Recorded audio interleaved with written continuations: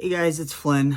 I am at home recovering from a foot surgery, and so I figured I'd come on here and do a quick little update. I haven't done one in quite some time, so yeah, I figured now is good as time as ever. So I am 21 months on testosterone. Voice hasn't changed, still the same. Since I've been home, actually, I've only been home for like 3 weeks now, but I've finally had the opportunity to just let my face go as far as seeing how much facial hair is actually coming in. And I did just trim it down today, and it is still very light and fine, but it is all coming in, which is pretty exciting. I took some photos like after week 1 and then week 3, so I'll put those up.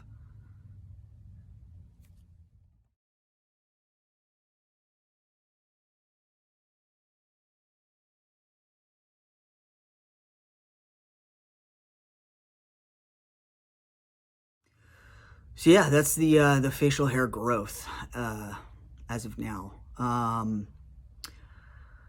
Some other things that have kind of been going on. My testosterone levels have been pretty stable. I'm in about the at the last day of like my dose, I'm probably sitting at around 650, give or take, which is a good number. Which means on my shot day, it's high. So I'm feeling pretty mellow, and like no crazy outbursts or mood swings have really been going on, which is nice. So I think I've found the right dose, and for me anyway, I'm sitting at about 90 milligrams a week of testosterone. So some other things, body fat redistribution, I think has started. I don't remember if I mentioned anything last time. It's nothing significant or crazy, but it definitely is happening. I'm seeing it in my legs and my hips for the most part. My hips have slimmed down quite a bit, and my legs. I mean, obviously, looking in the mirror, I don't really notice it a whole lot, but you know, when you look at yourself every day, it's like you never notice it. So I'm noticing it in my clothes. My pants are fitting quite a bit looser, snugger around the waist, but looser around the hips and butt and thigh area. So things are moving upward. I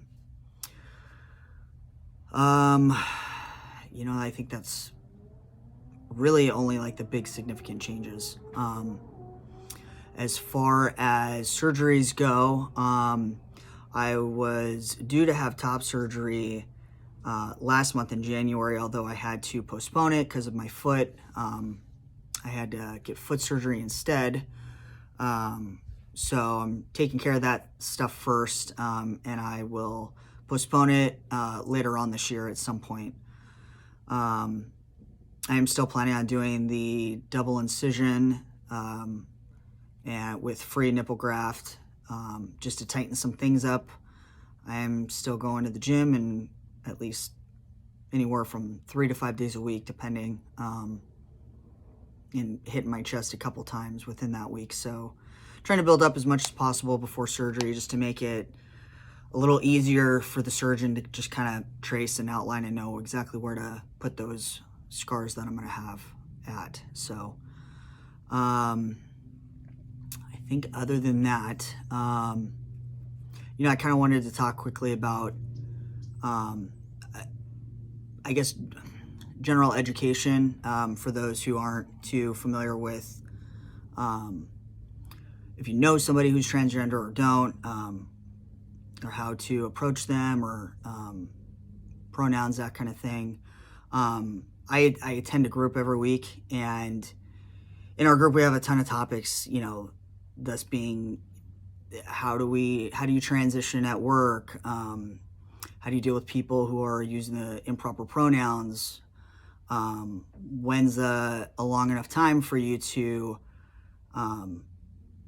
for them to stop making errors or you having to correct people, that kind of thing, and how we all deal with it. And as far as gender identity, and now I'm not an expert on this by all means, and it's only from my own personal experience that, and my own research that I've done.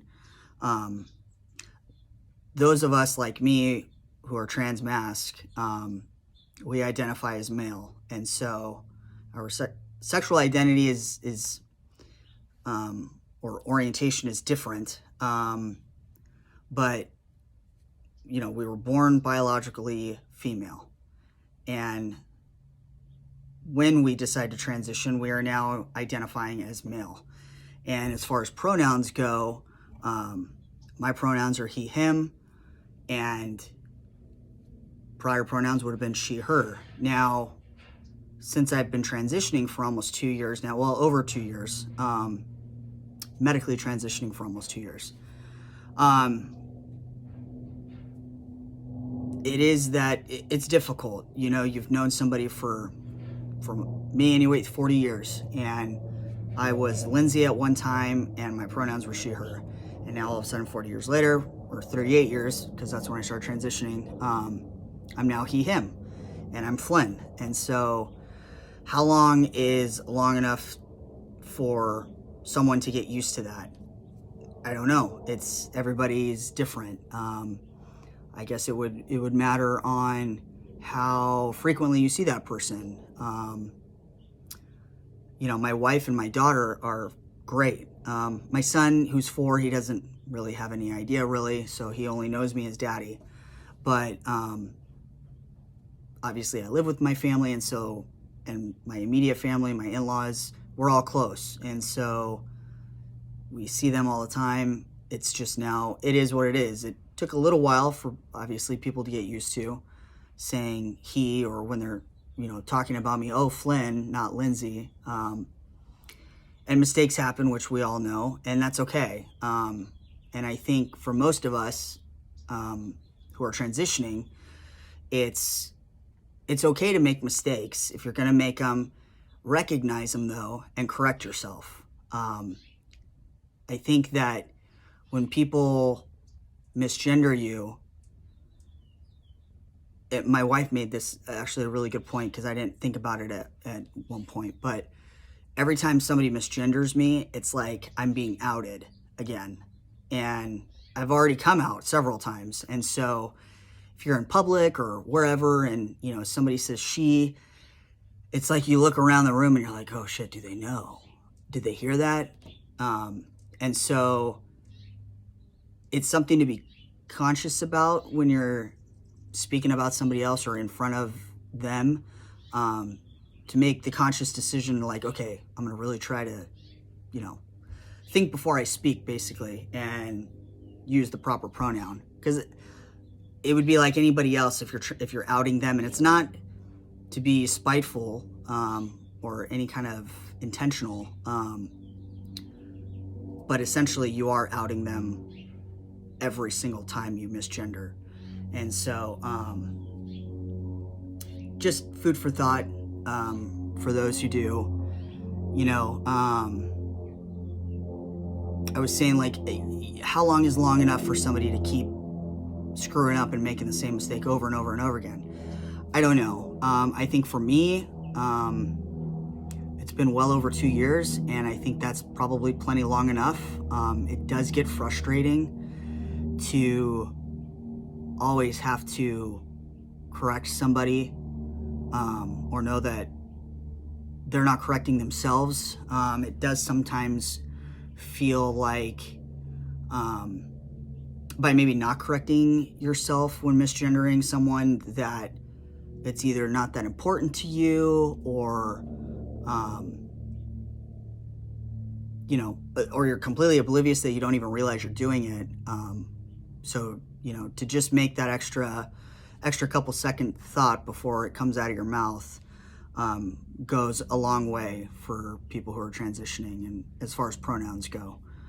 And if you're not sure, I know when I first came out at work, people knew they were probably going to screw up with my pronouns. And so they said, hey, I'm probably not going to refer you by your pronouns, but I'm going to start calling you just by your name. Okay, that's fine too. Until you get the hang of it and it just is like anything else, it just comes naturally.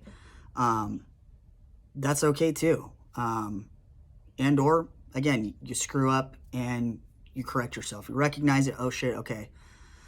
He, him, sorry. And it's not a big deal. And so I just thought I'd throw that out there for people, whose maybe families aren't quite there yet, or, I know we have some new people in our group and who are still kind of on the fence on whether or not they want to medically transition and how to come out to their families and stuff like that. And so,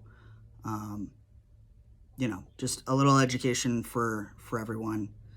And otherwise, I'll probably won't get back on here until I hit my 2-year, which will be in May. And or if I happen to have my top surgery before then again. But I'll talk to you guys all soon. Have a great weekend.